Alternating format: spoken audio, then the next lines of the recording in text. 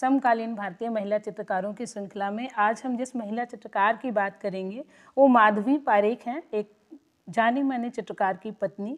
आप लोगों को इस वीडियो में संपूर्ण जानकारी माधवी पारेख के विषय में मिलेगी। माधवी पारेख आपको टीजीटी, पीजीटी, नेट हर चित्रकला के हर एग्ज़ाम में इनके विषय में इनसे रिलेटेड आपसे प्रश्न पूछ लिए जाते हैं।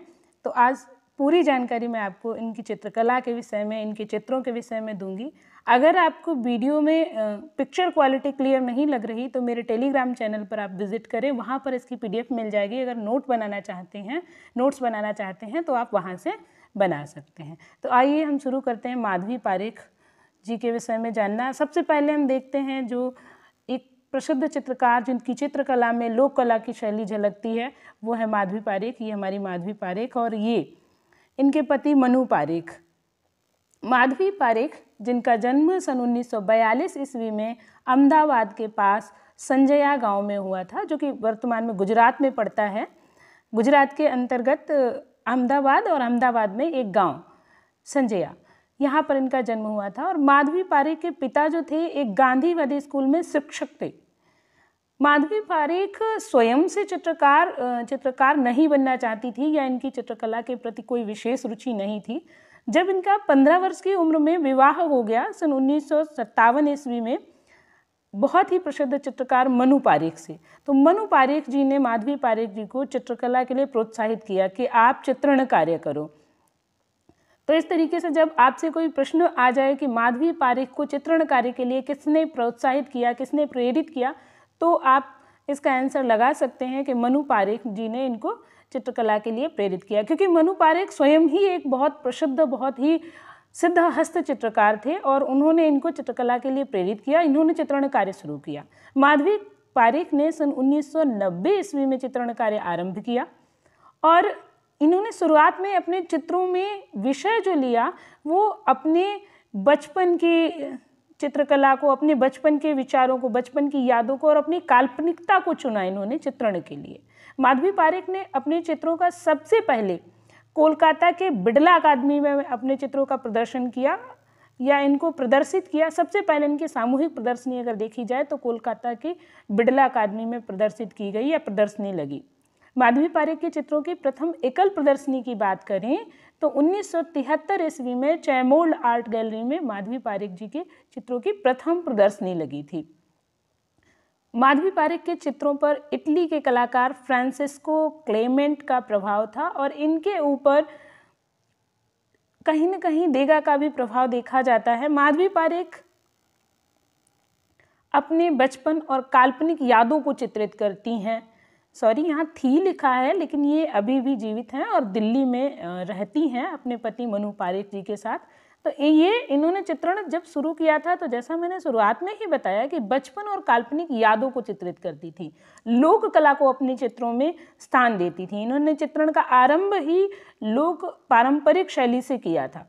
माधवी पारेख ने तैल, एक्रेलिक और जल रंग में काम किया है और पेपर पर तैल रंग, पेपर पर एक्रेलिक रंग, पेपर पर जल रंग में इन्होंने काम किया है। माधवी पारेख के चित्रों में बरली, मधुबनी, लोक कला और गुजरात की कढ़ाई कला का प्रभाव दिखाई देता है और इसका कारण है कि इनके चित्र जो है, जब आप देखोगे, अभी आगे मैं चित्रों का एनालिसिस करूंगी, आप लोग पूरी वीडियो को देखिए, इसमें मैं इनके चित्रों को भी दिखाऊंगी। तो इनके चित्रों में जब आप देखोगे तो कहीं ना कहीं वो लोक कला का पुट झलकता है। माधवी पारेख ने एक पुस्तक लिखी, ए वर्ड ऑफ मेमोरीज, और ये अपने में बहुत अद्वितीय पुस्तक है। अगर हम इनके पुरस्कारों की बात करें तो माधवी पारेख को राष्ट्रीय पुरस्कार सन 1979 ईस्वी में मिला। इसके बाद world of fine art Whirlpool women achievement पुरस्कार इन्हें 2003 में मिला। भारत सरकार के द्वारा वरिष्ठ अध्येता का पुरस्कार इन्हें 1991 ईस्वी में मिला और कैलाश ललित कला पुरस्कार सन 2017 में माधवी पारेख को मिला। जैसे कि ये स्वयं एक चित्रकार हैं, इनके पति एक चित्रकार हैं, तो हम कह सकते हैं डीएनए में ही चित्रकारी। और इनकी पुत्री जो है मनीषा पारेख भी समकालीन बहुत ही अच्छी चित्रकार हैं। माधवी पारेख के विषय में अगर कहा जाए कि ये वर्तमान में इनकी कला में बचपन की स्मृति महिला शिल्प, लोक कला और भारतीय मिथकों के इर्द गिर्द घूमते हुए प्रतिबिंब हमें दिखाई देते हैं, या इनकी कला इन्हीं के इर्द गिर्द घूमती है। ये वर्तमान में अपने पति मनु पारेख के साथ नई दिल्ली में रहती हैं। तो इन सारी जानकारियों के बाद आइए अब हम जान लेते हैं माधवी पारेख के प्रमुख चित्र। देखिए, कुछ चित्र हैं, ज़्यादातर इन्होंने चित्र एक्रिलिक में बनाए हैं, ज़्यादातर चित्र, कुछ चित्र इन्होंने तैल माध्यम में बनाए हैं, कुछ इन्होंने जल माध्यम में भी बनाए हैं। तो इनके प्रमुख चित्रों में मंकी विद लैडर कागज पर बना है, एक्रिलिक रंग में, सन 2007 में बनाया। एनिमल विद बॉयज़ सन 1999 में इन्होंने बनाया। Playing with animal, festival in my village 1989 ईस्वी में इन्होंने बनाया। मैन ऑन द बोट 1974 ईस्वी में इन्होंने बनाया। द डॉल्स 1977 ईस्वी में इन्होंने बनाया। या एक खाली डॉल या गुड़िया 1979 ईस्वी में इन्होंने बनाया। फाउंडेशन एक चित्र इन्होंने बनाया, फाउंटेन इन्होंने चित्र बनाया। फ्लाइंग गॉडेस इन्होंने चित्र बनाया। द लास्ट सपर कागज पर एक्रिलिक माध्यम में इन्होंने बनाया। द लास्ट सपर चित्र एक M.F. हुसैन ने भी बनाया है। वैसे द लास्ट सपर या अंतिम भोज चित्र सबसे ज़्यादा जिसका फेमस है, या जिसने कह सकते हैं जिसके नाम से फेमस है, वो लियोनार्डो दा विंची हैं।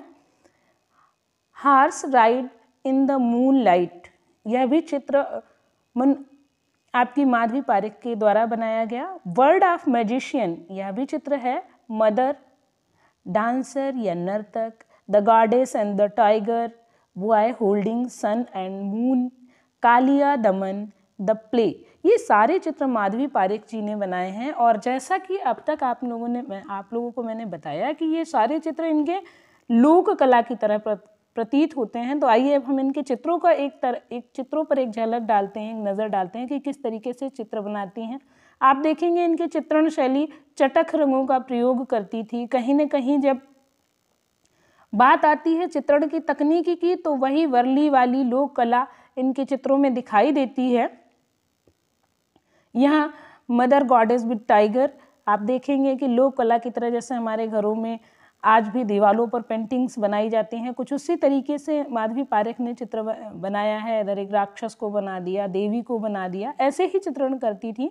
ये फिर एक मदर गॉडेस का चित्र है। ऐसे ही यहाँ आप देखेंगे कालिया नाग को नाचते हुए भगवान कृष्ण का चित्र, या हम कह सकते हैं जैसे हमारे दीवारों पर वर्ली भित्ति चित्र या वर्ली के लोक कला के अंतर्गत चित्र बनते हैं, कुछ उसी तरीके से चित्रण कार्य माधवी पारेख ने किया है। ऐसे ही कुछ इनके और चित्र हैं। प्लेइंग बॉयज करके चित्र, ये अंतिम भोज या लास्ट सपर चित्र इन्होंने बनाया है। लोक कला शैली की तरह ही इन्होंने यह चित्र बनाया है। आप लोग इसे बड़े ही उसे देखिए, वो ईसा मसीह के अंतिम भोज का चित्र है। माधवी पारेख ने भी इसे बनाया है और यह एक्रिलिक माध्यम में बनाया गया है। इसके बाद एक और प्लेइंग बॉयज करके चित्र है, ये थोड़ा क्लियर नहीं है। कुछ इस तरीके से चित्रण कार्य करती हैं और ये हैं हमारी माधवी पारेख। तो आशा करती हूँ आज की वीडियो आपको पसंद आई होगी। अगर वीडियो पसंद आई है तो आप वीडियो को लाइक करें, चैनल को सब्सक्राइब करें और नए वीडियो पाने के लिए कमेंट करें।